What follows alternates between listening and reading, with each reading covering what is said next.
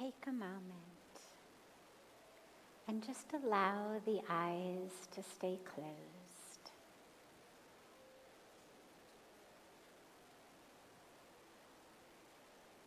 And allow yourself to unhook all of the awareness that is anchored in the world around us. Unhook that and draw the awareness deeply into the self.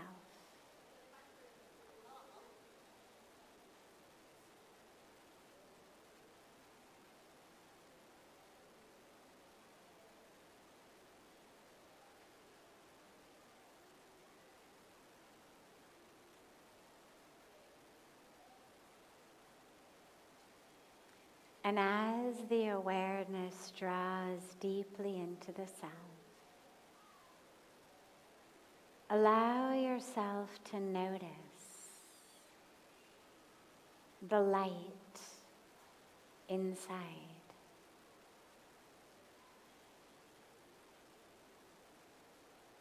Notice the light within yourself. It may take a moment, but as you drop deeper and deeper into what first seems like darkness,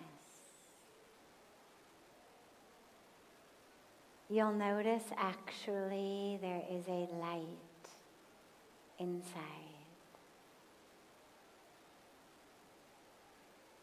Drop into that inner light.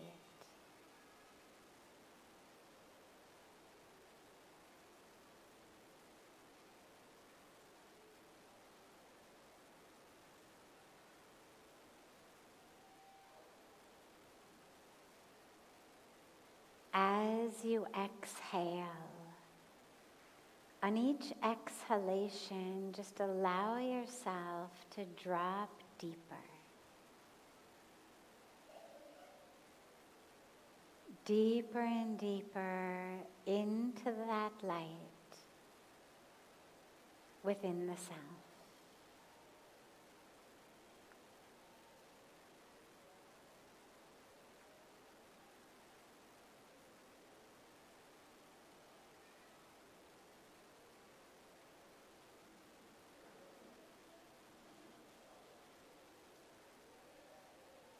If thoughts arise,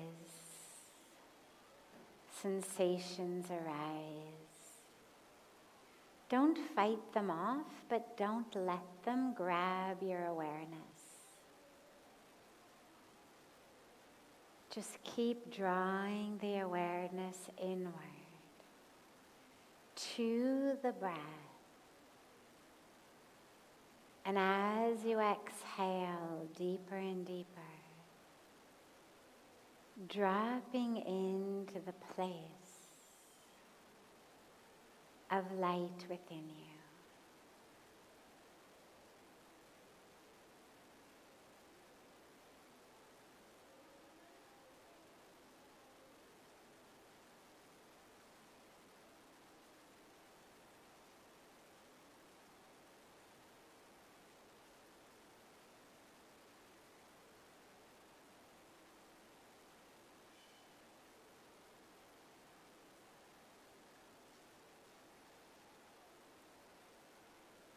As you exhale, let go.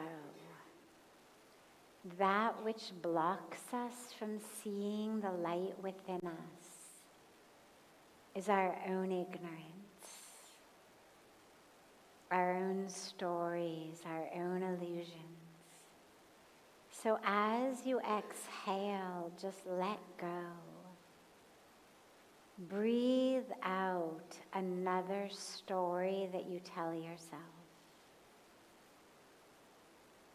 Breathe out another false identity. Breathe out another reason that you think you can't be free. As you exhale, just breathe them out. Give them back to the universe. And allow yourself to drop deeper and deeper into that inner light within the self.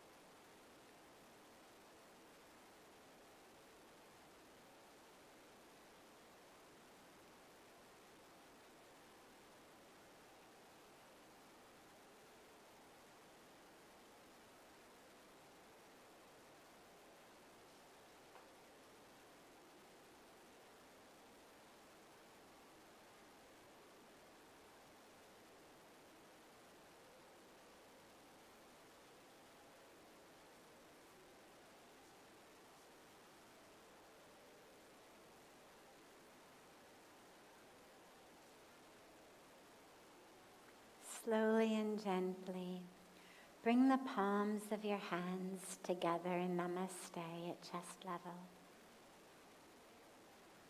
And gently rub the palms of your hands against each other.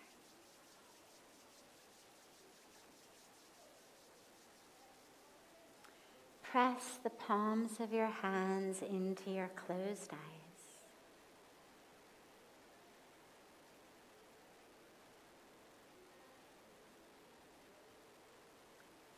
Slowly lower the hands and open the eyes.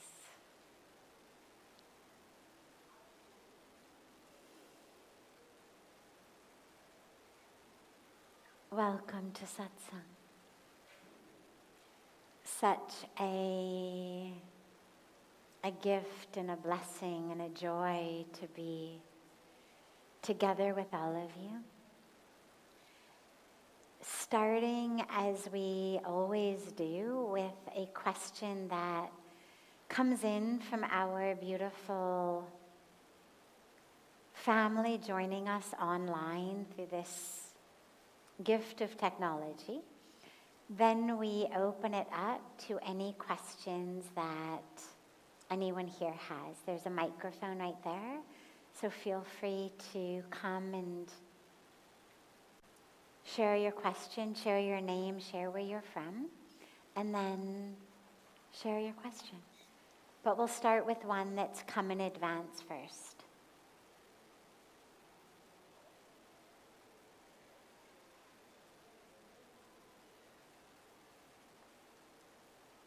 What does spiritual progress feel like? This is asked by M. Neville on Instagram. You know, it's so interesting. We're so used to monitoring ourselves, judging ourselves, having some way of measuring our progress. Am I getting taller? Am I losing weight or gaining weight, whatever I want to be doing?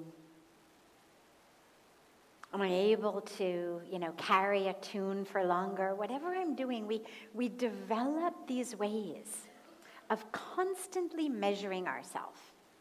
Am I progressing? Is it working? Is it worth my money? Is it worth my time? Am I on the right track? And whether it's our career, whether it's our relationship, whether it's our spiritual practice now, we are looking for these landmarks. How do I know?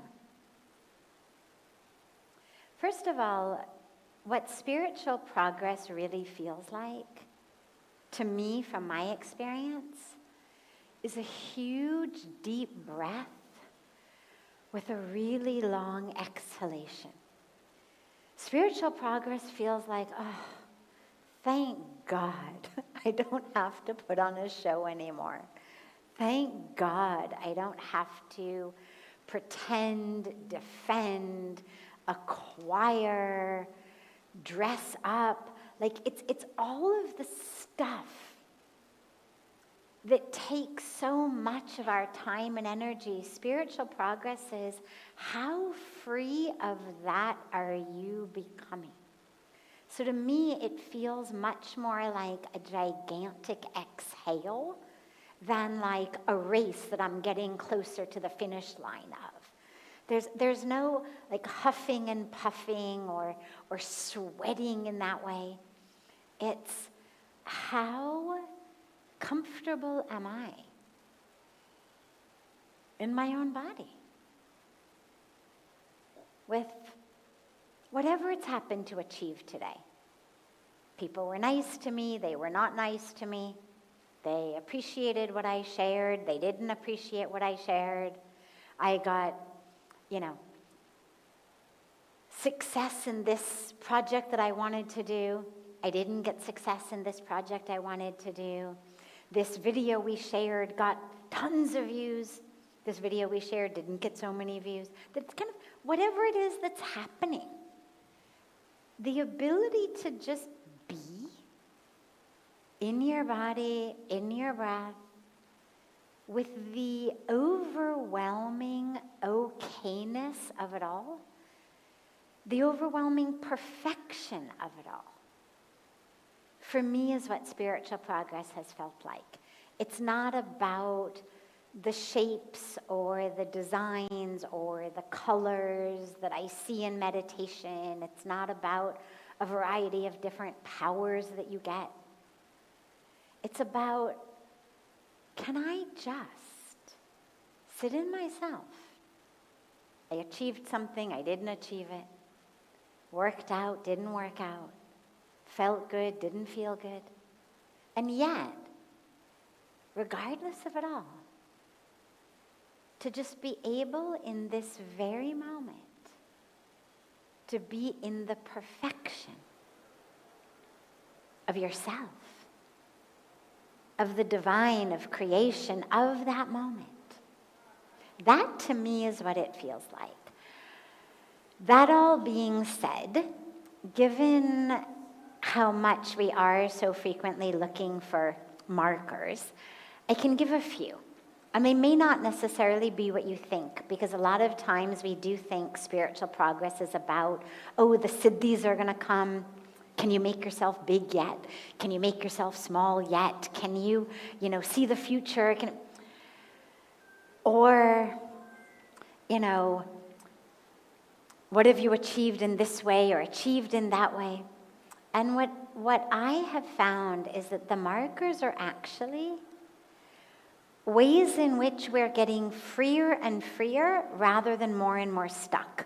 So it's not about what new things am I accumulating, but it's about what am I able to let go of. So for example, one of the biggest markers is, how many times a day or a week, if you are in the advanced course, do you still get angry? Do you still get triggered? Do you still allow yourself to get unraveled by things around us? It doesn't mean you don't notice things. It doesn't mean that you don't see how things could be improved. But it means that they don't rattle you inside. It means that whatever it is that's happening, it doesn't trigger you to anger. It doesn't trigger you to reaction. In the Bhagavad Gita, when Arjuna is asking Bhagwan Krishna, well, how do I recognize one of these yogis that you're talking about? What do they look like?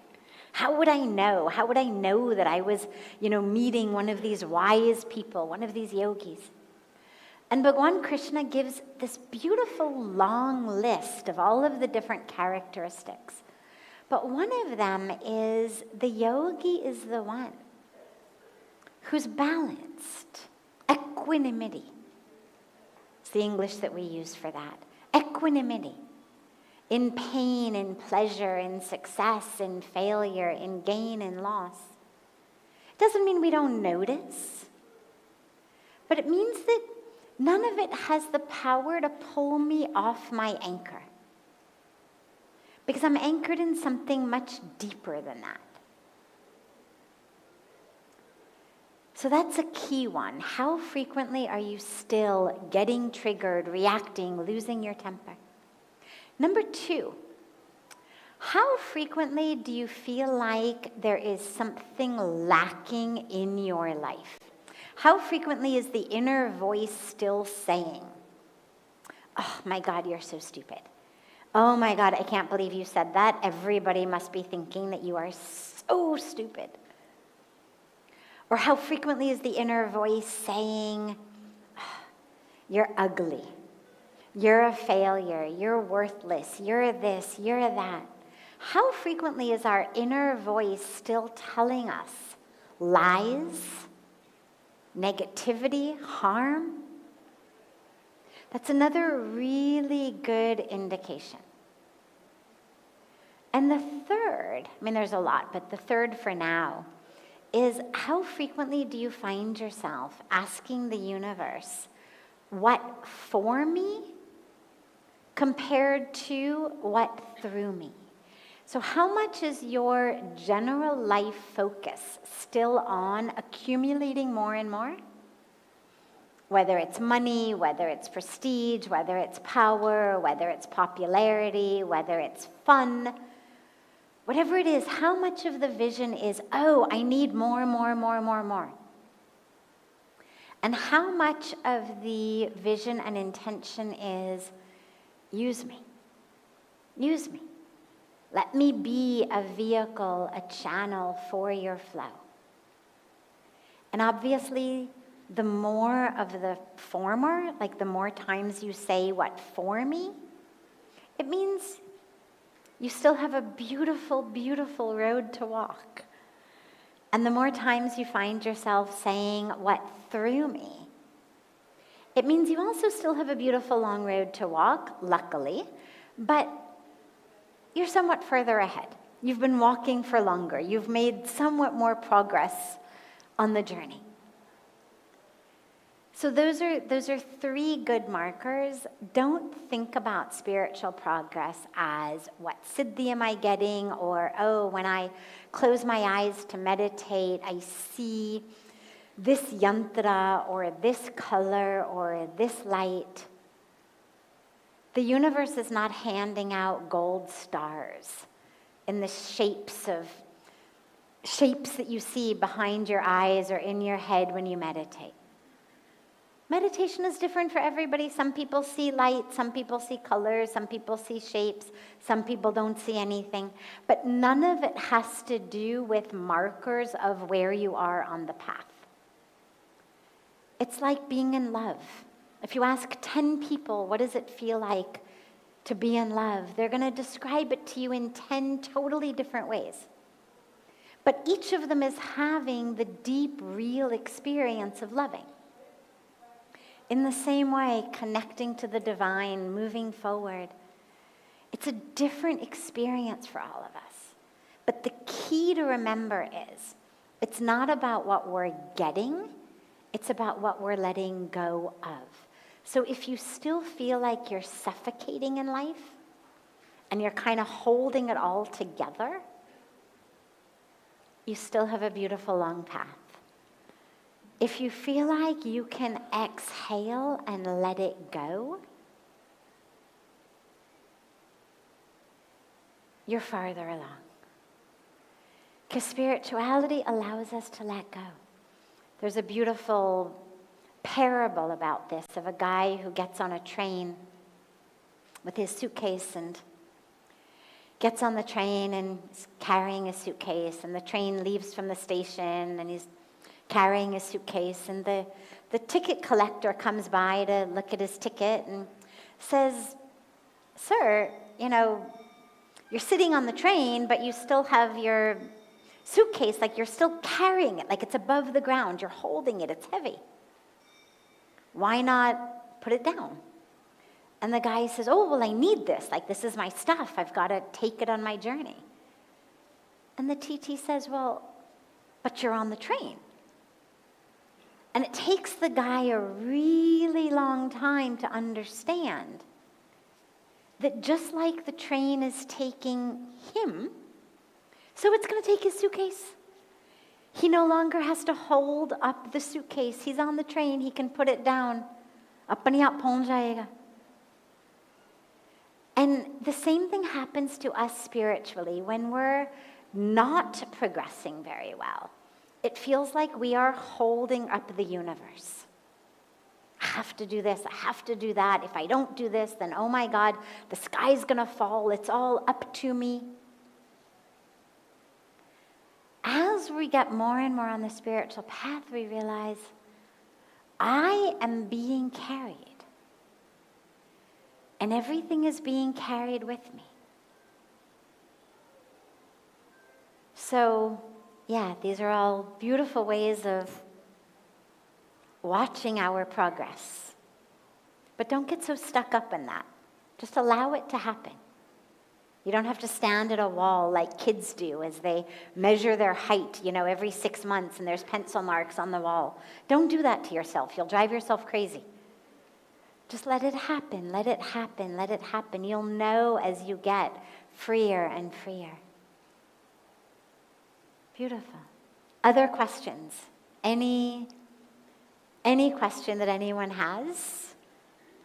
Come to the mic. Yes, of course. Yes, come. You can come. Yeah.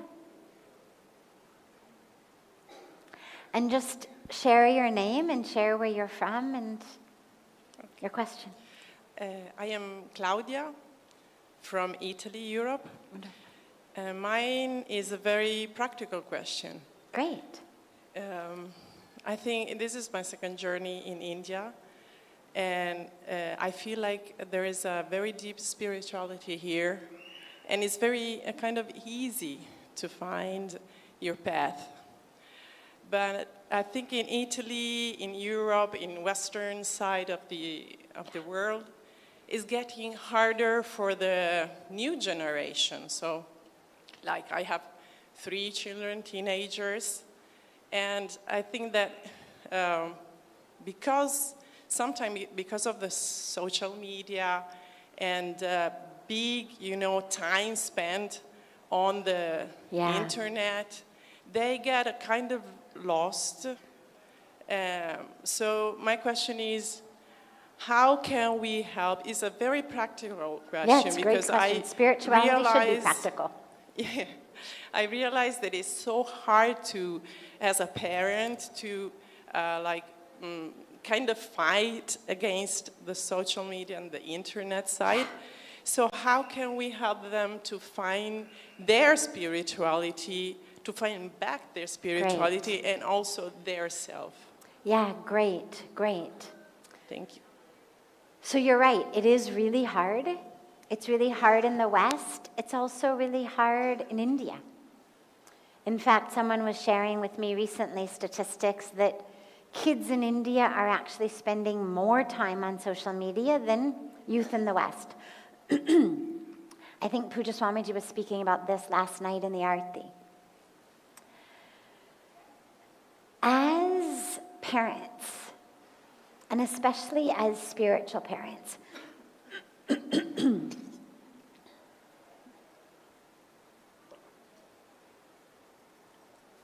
it's really our responsibility to help our kids get on the right path. And it's interesting because as long as there have been parents and kids, there have been conflicts and fights.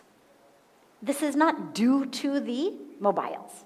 Because when you say to parents, take the device out of your kids' hands, what most of them say is, oh my God, but they're going to hate me. They're going to get angry. They're going to get upset. They're going to fight. It's like, of course they are. That's what kids do. Long before we had devices and social media, and we had mothers leaning out of windows telling their kids to stop playing cricket or baseball and come in for dinner. Kids were yelling, "No, not yet, Mom. No, I want to keep playing." When I was growing up, it was all about time on the phone, not the mobile phone, but the normal phone, talking to your friends. Mom would say, "You're done, put it down." "No, just one more." Or TV shows. You just want to keep watching. Parents come in and say, "Turn it off." I remember one of my very embarrassing moments as a child that my parents actually kept reminding me of as I grew up, that they'd come to tell me to turn off the TV. And I would say, just 1 more minute. This is my favorite commercial. Like, I want to watch just the commercial. We never wanted the TV turned off. Then it became an issue around curfew.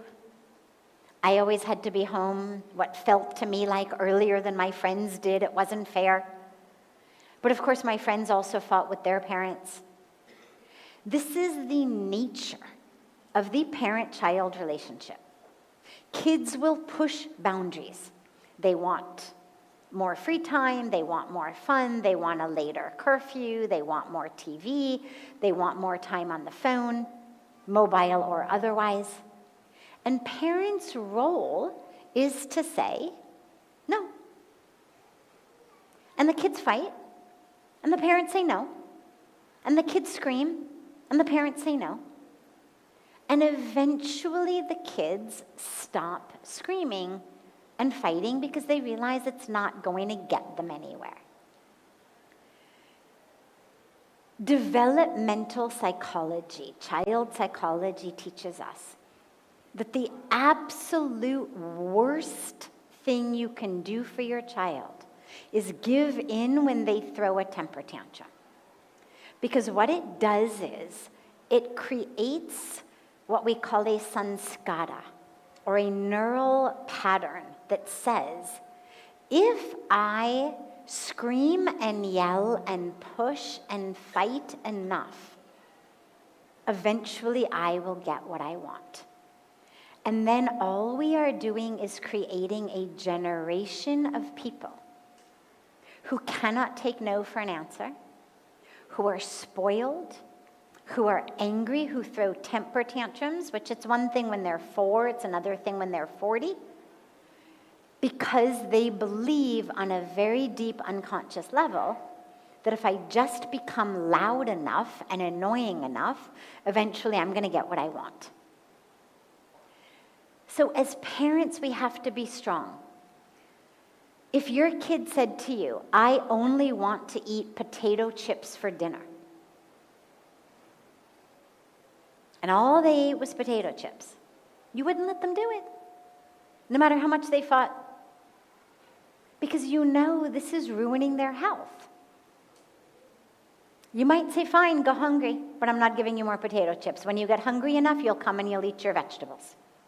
But no, you don't get another bag of potato chips. Because it's awful for you. It's my responsibility as your parent to make sure that your body grows with vitamins, with minerals, with protein, with carbohydrates, with calcium. Like, no, you can't just eat licorice.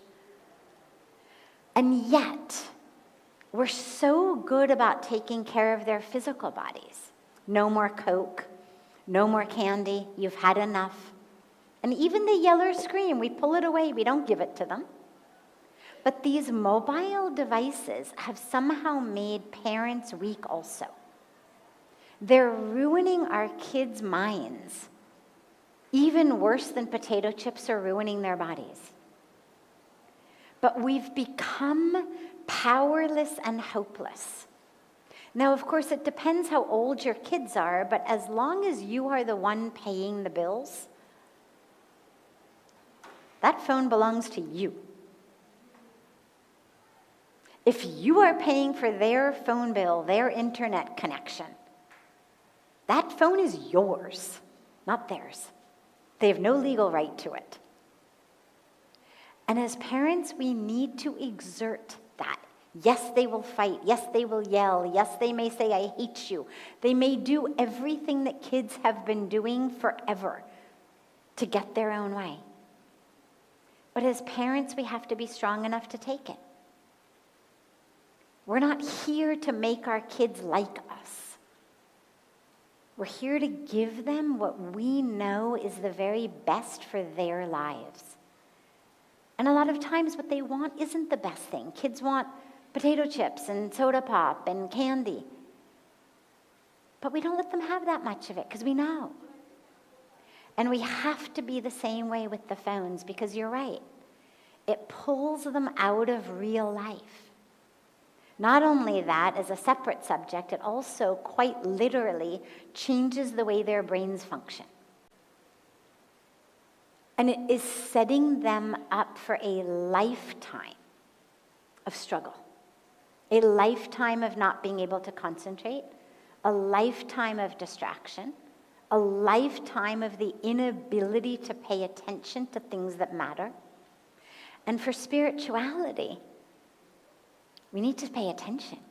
You know, it's really interesting. In the Hindi language, the word for meditation is dhyan. Dhyan, D-H-Y-A-N, dhyan, is the word for meditation. But it also is the word to pay attention. We would say, mujhko apne dhyan do. Means pay attention to me. Or if somebody's doing something, we would say, dhyan se karo. Meaning, be careful. Do it carefully, pay attention. The road is a little bit rocky, you're walking, dhyan se chalo. Means walk carefully. Walk attentively so that you don't fall. So that word that means meditation also means attention. And that's very important because we may be doing meditation 15 minutes a day, 30 minutes a day, even an hour, 2 hours a day. But what are we doing with our dhyan, our attention, all of the rest of the time? We've become so easily distracted. I love it in satsang.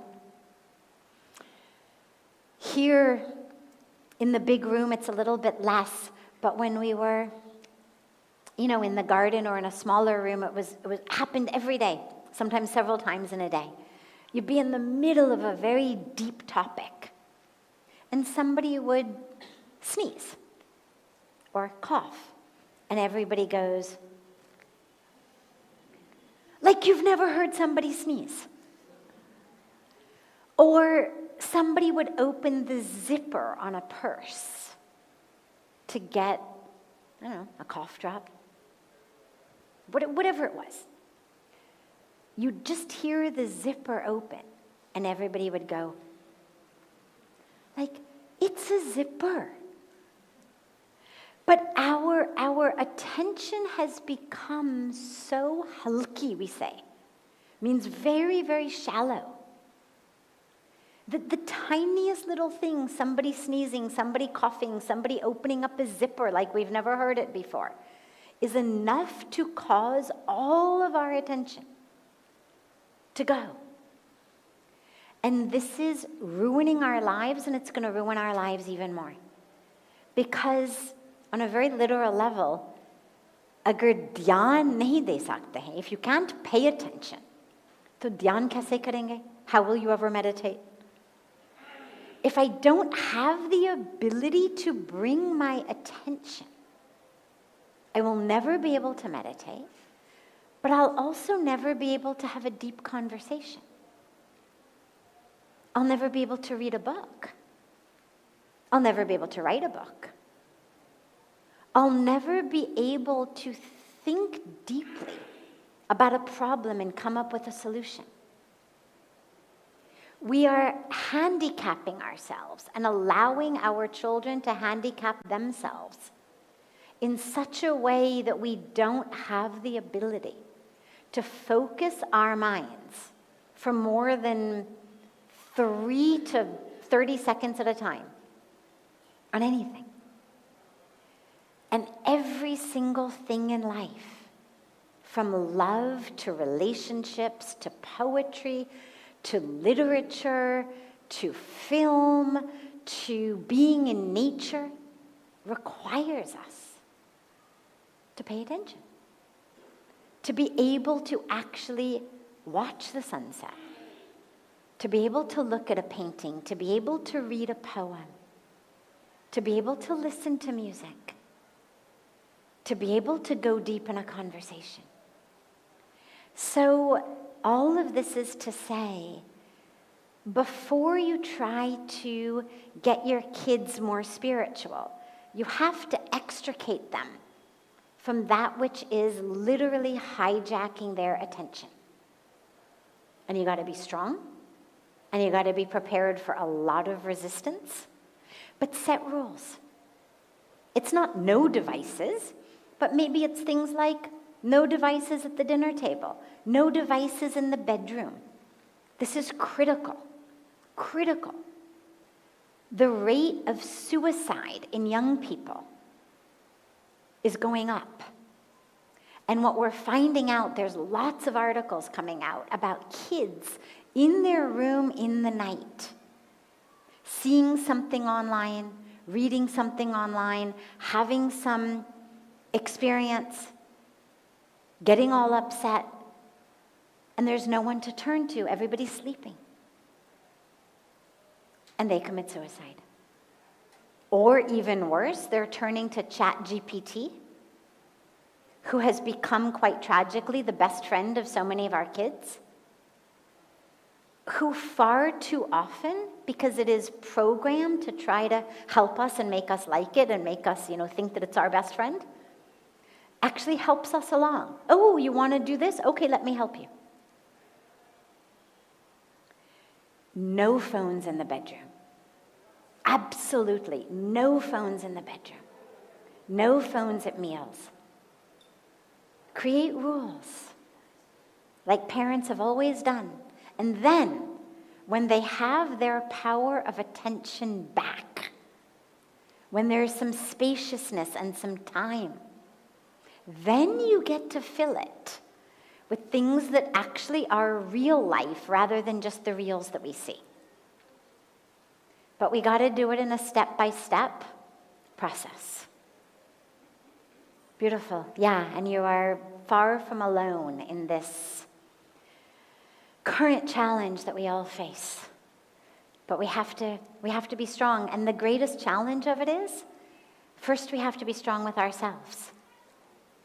There's a beautiful story of Mahatma Gandhiji where a mother brought her young son to see Gandhiji and said, "Please tell my boy to stop eating so much sugar. It's really bad for him." And Gandhiji said, "Sure, absolutely, I will tell him. Bring him back in 1 week." And the mother was like, "All right." So she goes and she brings the kid back in a week. And she says, "Okay, Bapuji, please, now you please tell him to stop eating so much sugar." And Gandhiji tells the boy, "Ki beta, you must stop eating so much sugar. It's not good for you." And the boy says, "Okay." And the mother says, "Thank you so much." She says, "But if I might humbly ask, why did you make us wait a week for you to tell my boy to stop eating so much sugar?" And Gandhiji said, "Well, first I had to stop eating so much sugar."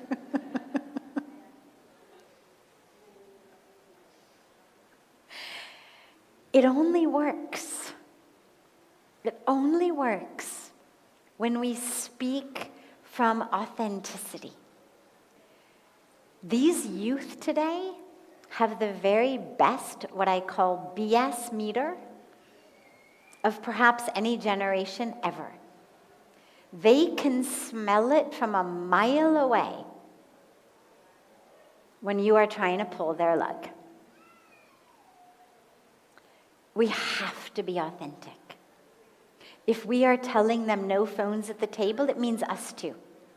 If we're telling them no phones in the bedroom, it means us too. If we're telling them first we pray, then we eat, it means us too.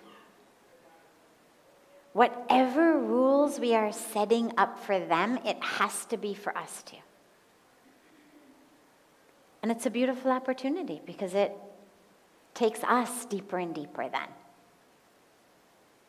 Yeah, wonderful question. We will end here this evening. I actually have a live big video event that I have to be on in just a few minutes. So we will end here. But I hope you all have a beautiful, beautiful evening, a beautiful morning and day to our family joining us online from around the world. And I look so forward to being together tomorrow. And so much love to you all. Thank you, Pujya Sadhviji, for your wisdom, and it's always a beautiful moment to be together with you.